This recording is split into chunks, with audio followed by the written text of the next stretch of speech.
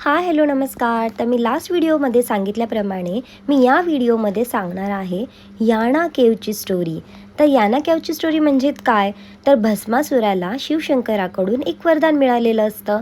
वरदान म्हणजे काय, तर तू कोणाच्याही डोक्यावर हात ठेवलास की तो भस्म होईल, असं वरदान भस्मासुराला मिळालेलं असतं. परंतु तो त्याचा गैरवापर करत असतो. म्हणून विष्णुदेव मोहिनीचा अवतार घेऊन भस्मासुराच्या समोर नृत्य करत असतात आणि नृत्य करता करता भस्मासूर स्वतःच्याच डोक्यावरती हात ठेवून भस्म होतो. ही स्टोरी आहे याना केवची.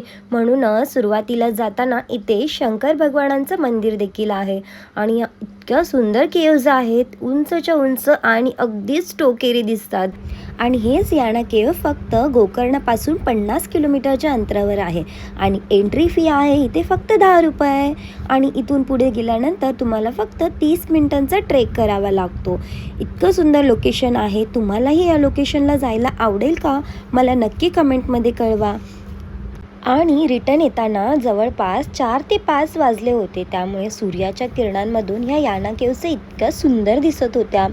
जर तुम्ही कधी गोकर्णामध्ये आलात तर याना केवला व्हिजिट करायला अजिबात विसरू नका.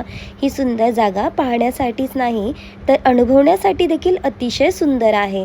Thank you for watching my YouTube channel आणि असेच सपोर्ट करत राहा आणि सबस्क्राईब करायला विसरू नका.